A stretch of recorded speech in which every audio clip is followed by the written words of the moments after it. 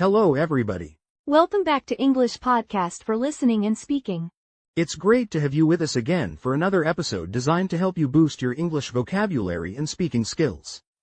And today, we're diving into a super practical topic, especially if you find yourself in a workplace setting or if you're planning to work in an English-speaking environment. That's right. Today's episode is all about asking for favors at work. Useful English phrases at the office. We've all been there, right?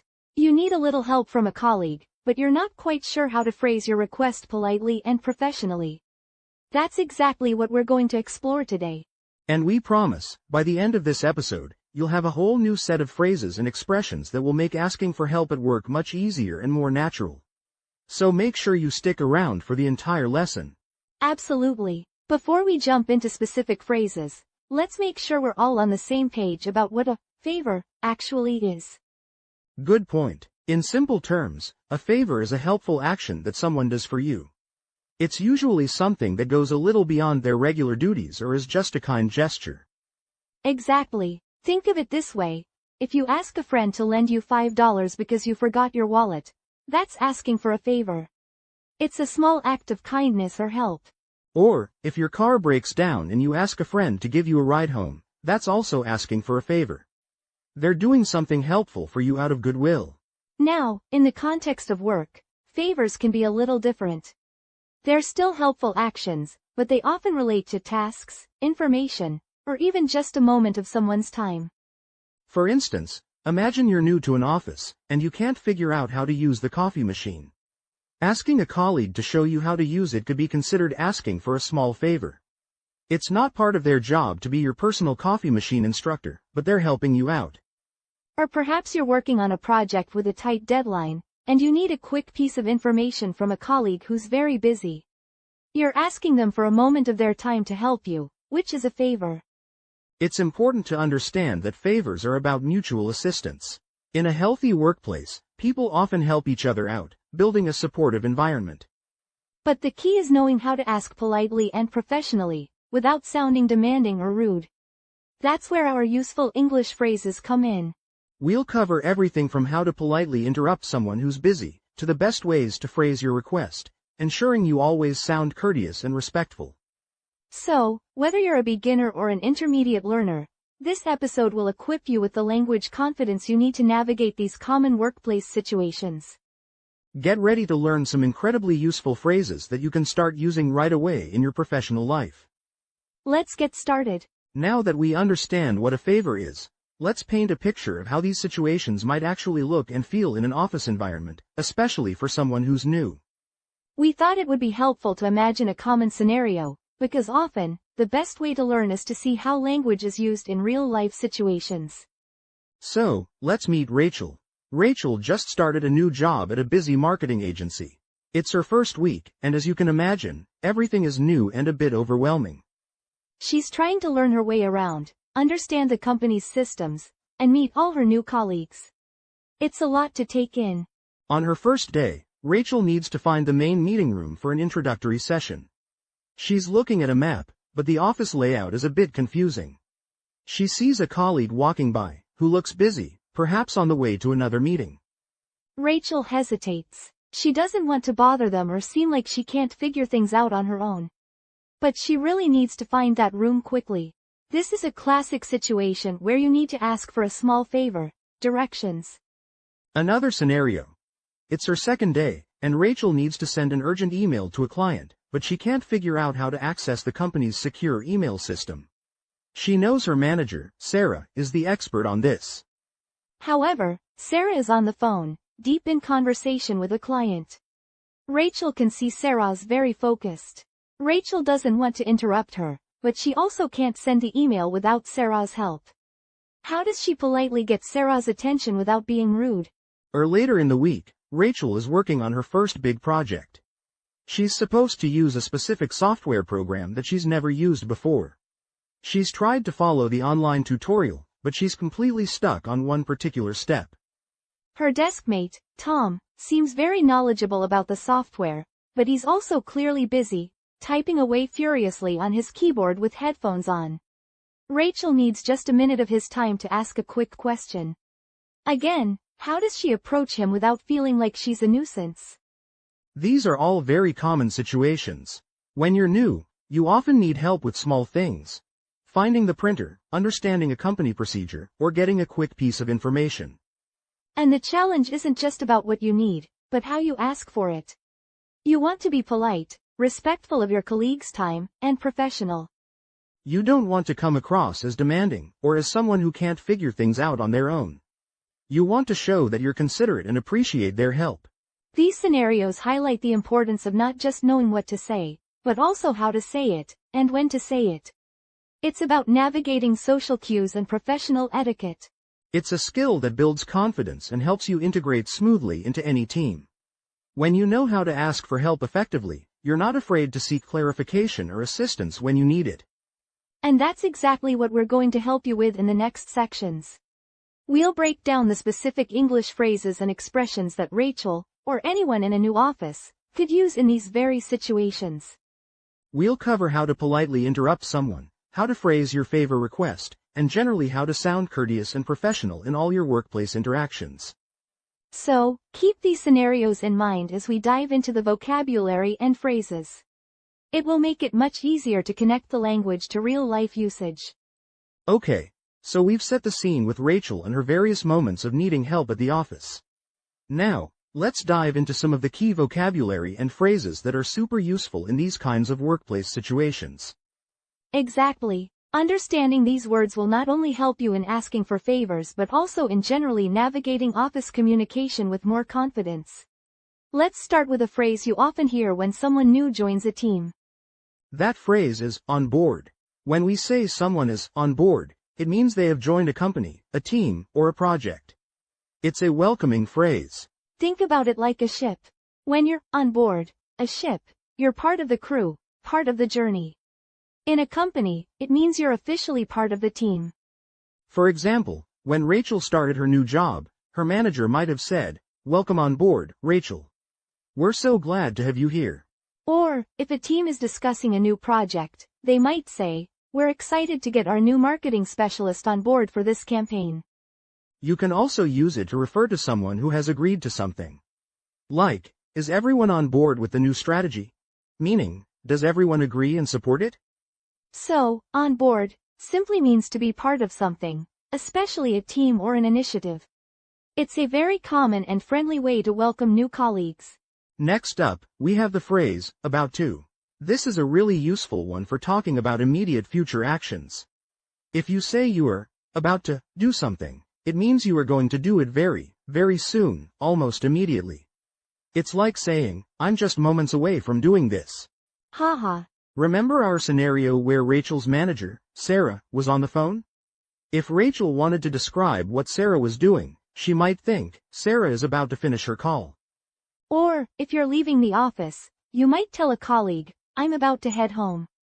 This means you are literally just preparing to leave.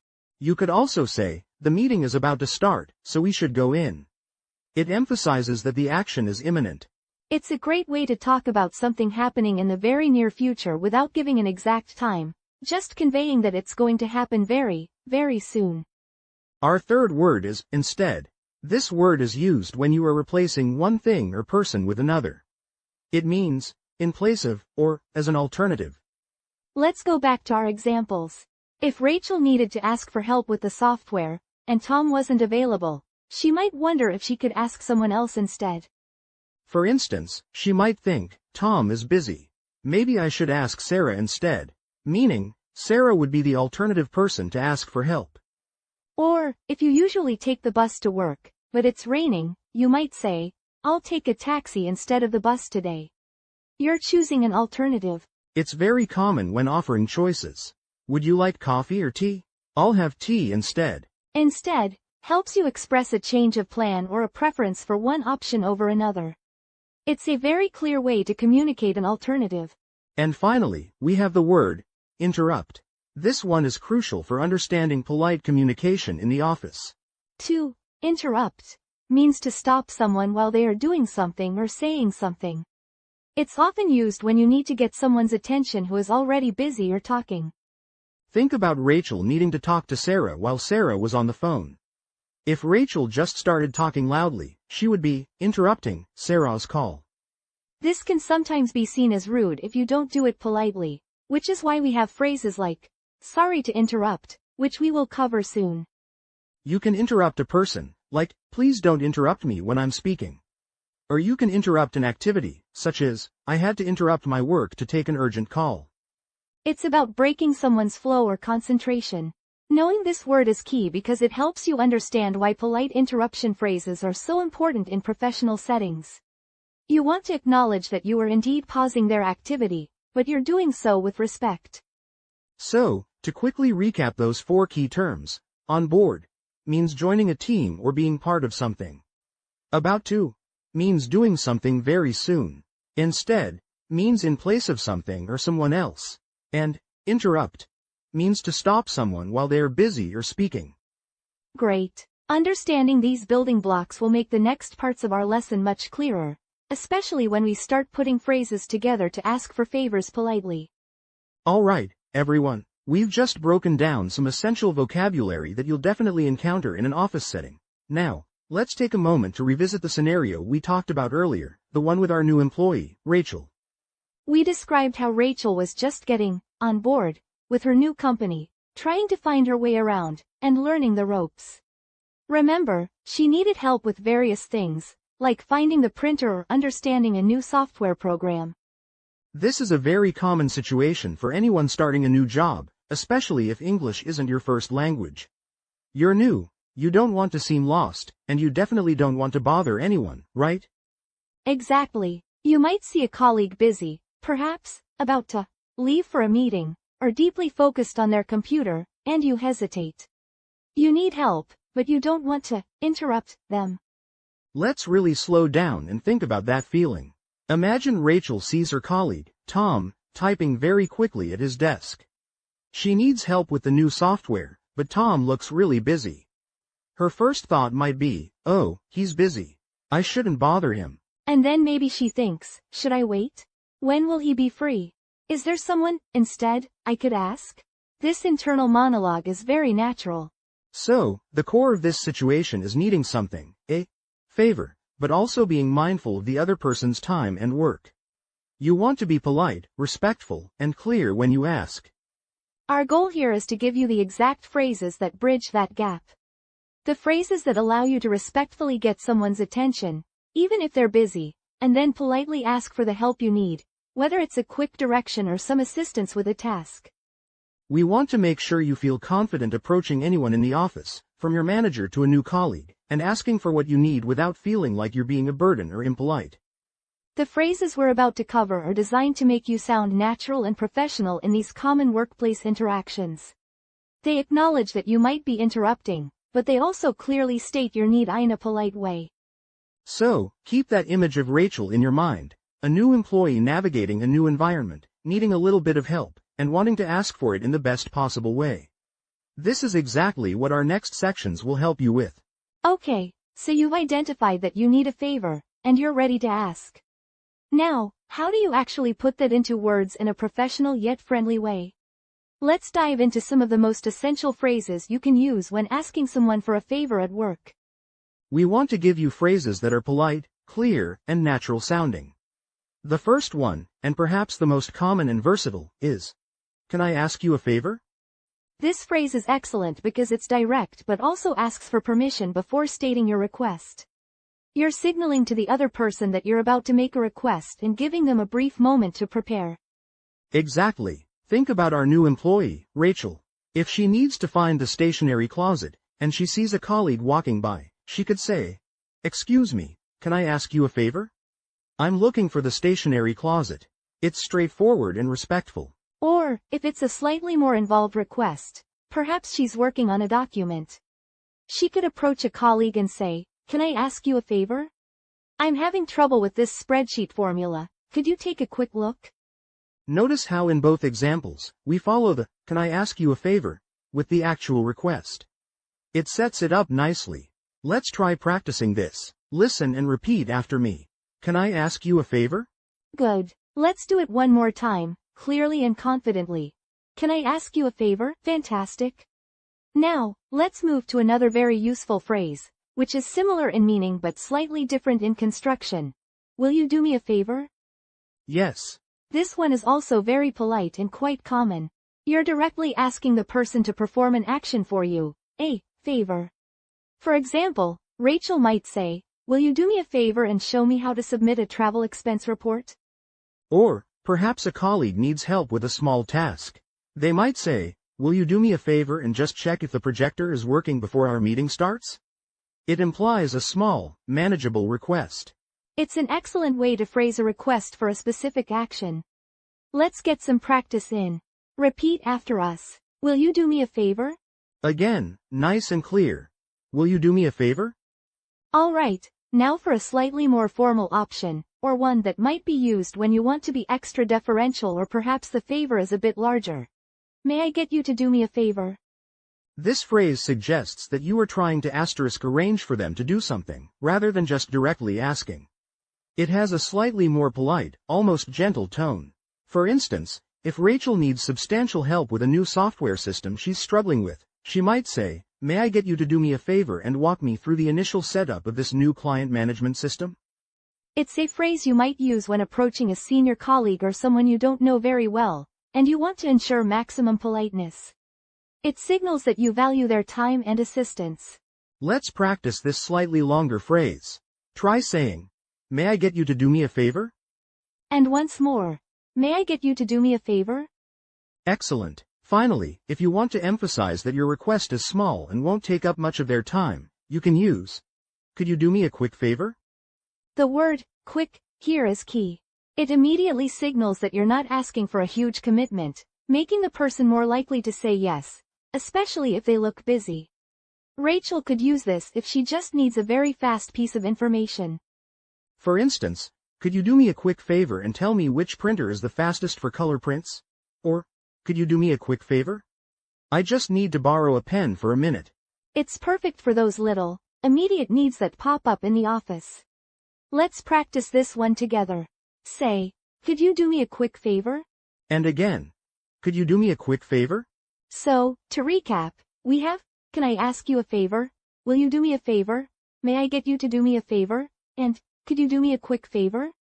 These phrases are your core tools for politely asking for help in the workplace. They are professional, clear, and commonly understood. The more you practice them, the more natural they will feel when you need them in a real situation. Keep practicing these aloud. That was a great breakdown of how to ask for a favor directly. But what happens if the person you need to ask a favor from is busy? Maybe they're on the phone, deep in concentration, or talking to someone else. You can't just blurt out your request, right? Exactly. In the workplace, politeness is key, and that includes how you interrupt someone. You want to be respectful of their time and current task. This is where phrases for polite interruption come in handy. Our first and most common phrase for this is, "I'm sorry to bother you, but..." This one is extremely versatile and works in almost any professional setting when you need to get someone's attention. You use it when you perceive that you might be interrupting or distracting someone. It shows consideration. For example, if you see a colleague focused on their computer screen, you might gently approach them and say, "I'm sorry to bother you, but do you have a quick moment?" Or perhaps you need to ask your manager a quick question, but they're in the middle of writing an email. You could say, "I'm sorry to bother you, but I had a quick question about the meeting agenda." It softens the interruption. It really does. It acknowledges that you understand they might be busy. Let's practice this one. Repeat after me. "I'm sorry to bother you, but..." And again, try to sound genuinely polite. "I'm sorry to bother you, but..." Great. Another similar phrase, which conveys a slightly stronger feeling of reluctance to disturb, is, "I hate to bother you, but..." This phrase expresses that you really don't want to disturb them, but your need is important enough to warrant it. It's often used for slightly more pressing matters where you truly feel bad about interrupting. For instance, if you see your team lead is about to head into a meeting, but you have an urgent question before they go, you might say, "I hate to bother you, but I just needed to confirm the deadline for the report." It conveys urgency while still being polite. Yes, or if you notice a colleague is really absorbed in a complex task, and you still need to ask them something, you could use this. I hate to bother you, but I have a quick question about the client presentation. It signals respect for their deep work. Let's try practicing this phrase. Listen and repeat. I hate to bother you, but... Again, with that slight tone of sincere reluctance. I hate to bother you, but...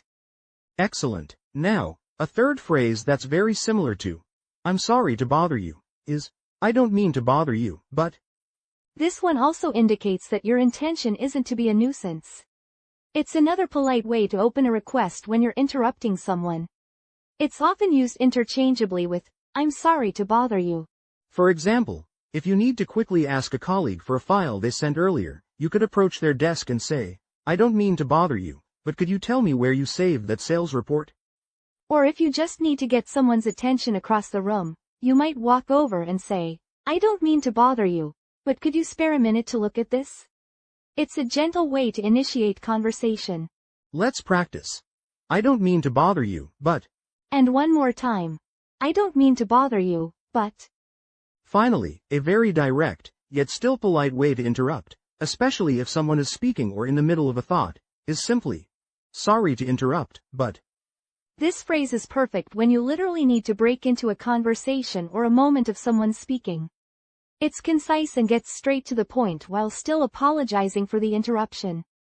So, if you're in a meeting and you need to interject a point, you could say, sorry to interrupt, but I have a quick question regarding that point.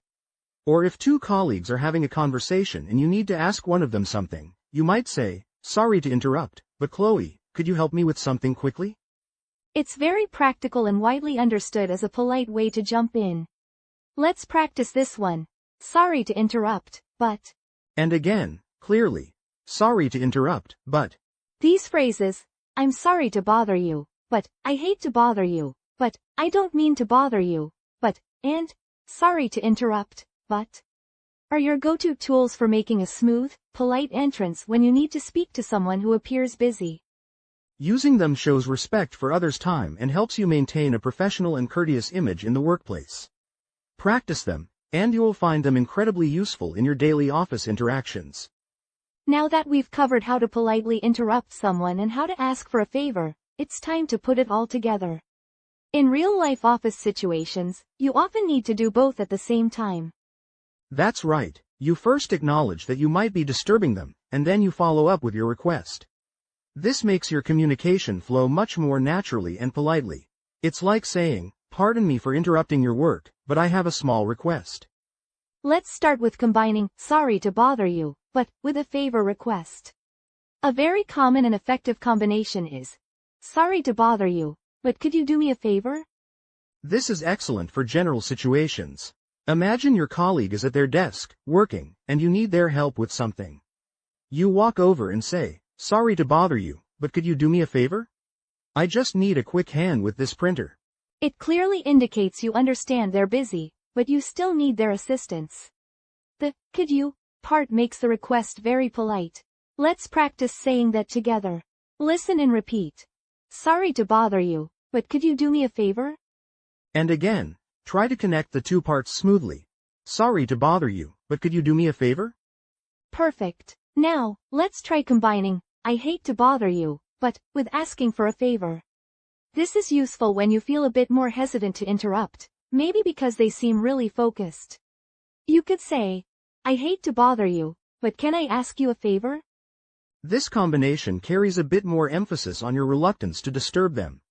So, if your manager is clearly deep in thought, perhaps before a big presentation, and you absolutely need to ask something, you might say, I hate to bother you, but can I ask you a favor? I just need to quickly confirm the meeting time. It shows that your need is important enough to overcome your desire not to bother them. Let's practice this one. Repeat after us. I hate to bother you, but can I ask you a favor? Try to convey that slight reluctance in your voice. I hate to bother you, but can I ask you a favor? Excellent. Another combination, using, I don't mean to bother you, but, can be paired with a slightly more direct favor request. Like, will you do me a favor? So, it becomes, I don't mean to bother you, but will you do me a favor? This is another great option for general politeness. For example, if you see a team member walking by and you need a quick hand with something heavy, you could say, I don't mean to bother you, but will you do me a favor? Could you help me carry these boxes to the storage room? It's clear, direct, and still very courteous. Let's practice saying this combined phrase. Listen and repeat after me.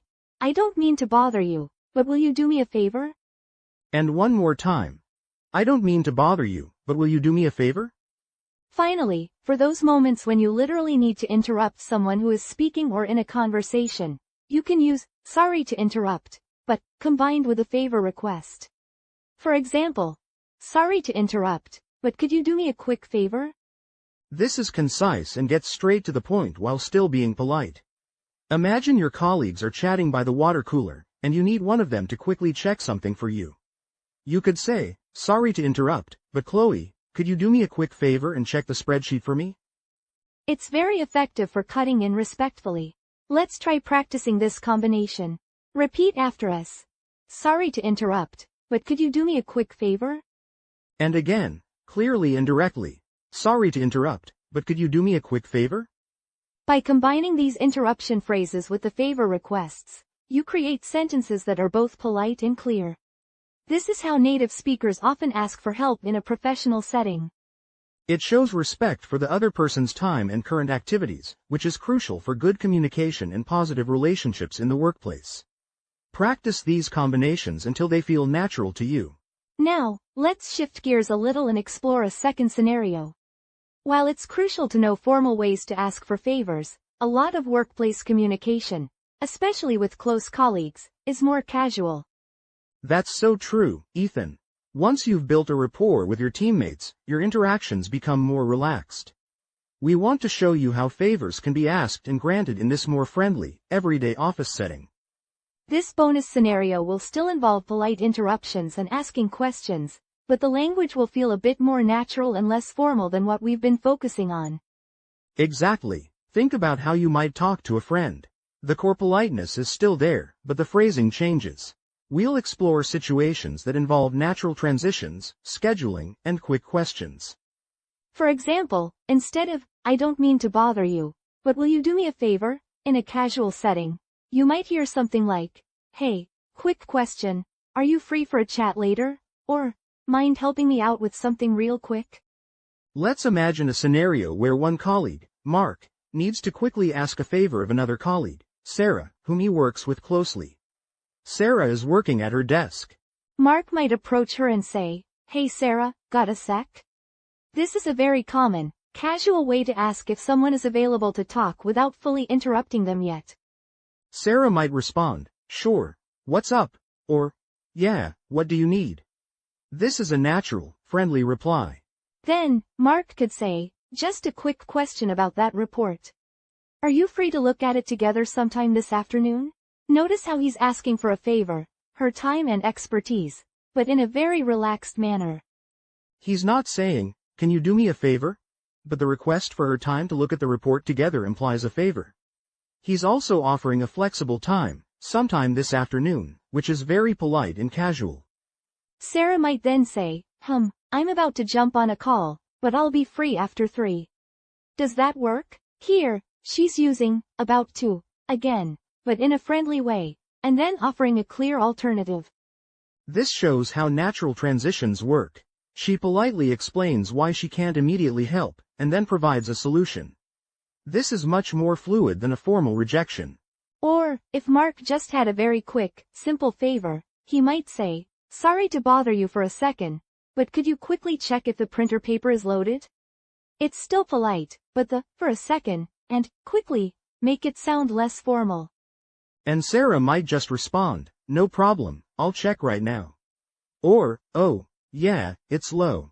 I'll load it instead. Notice the use of, instead, here, showing she's taking on the task herself.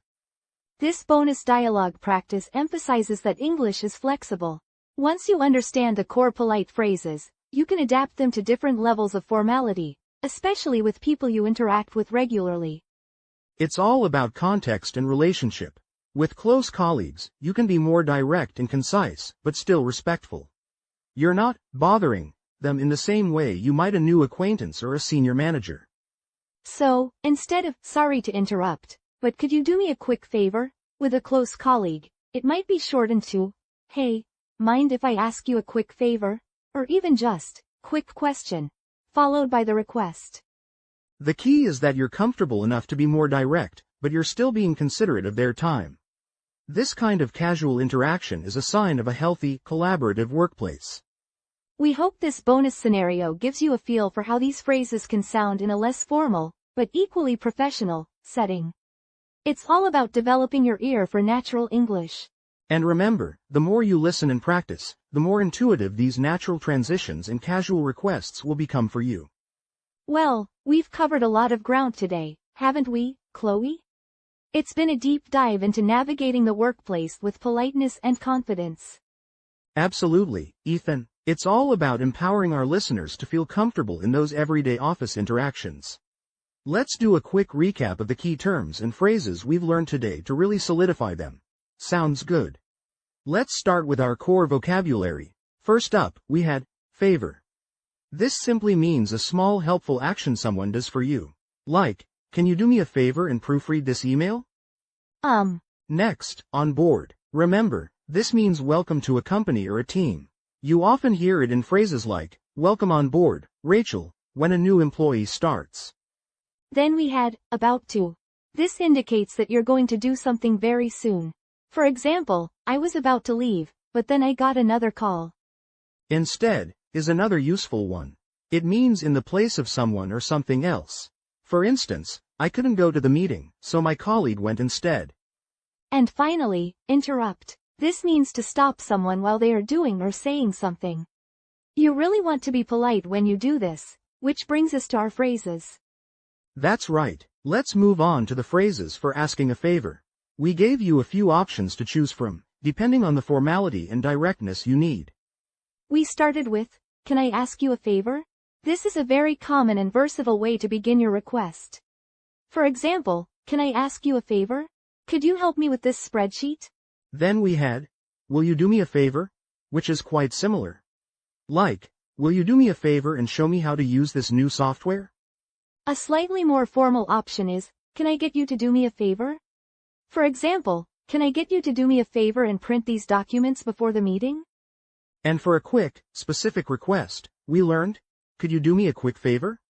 You might say, could you do me a quick favor and grab me a coffee while you're out? Excellent. Now, let's quickly recap those essential phrases for polite interruption.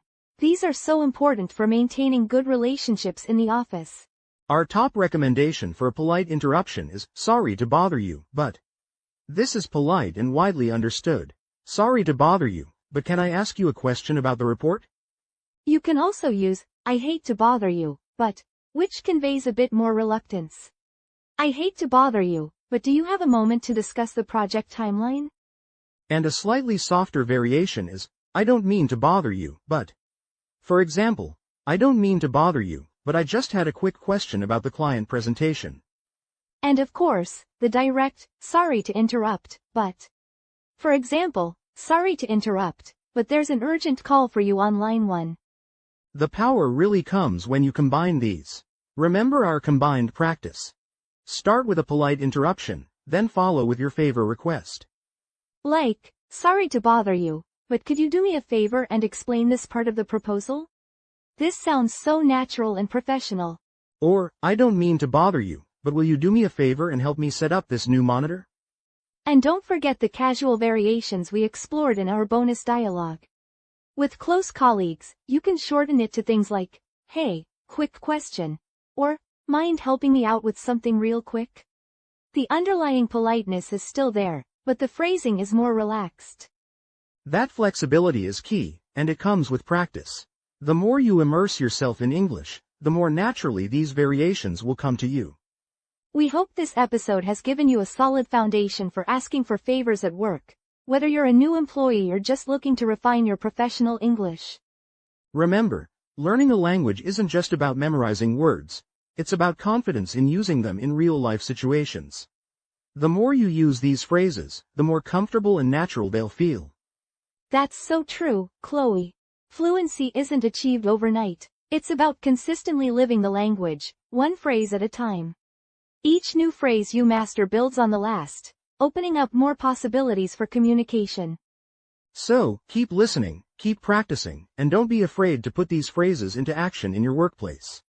Every polite request, every clear interruption, is a step forward in your English journey. Thank you so much for joining us today on English Podcast for Listening and Speaking. We really appreciate you spending your time with us. Yes, thank you for being such a dedicated learner. We can't wait to have you back for our next episode. Until then, keep practicing your English.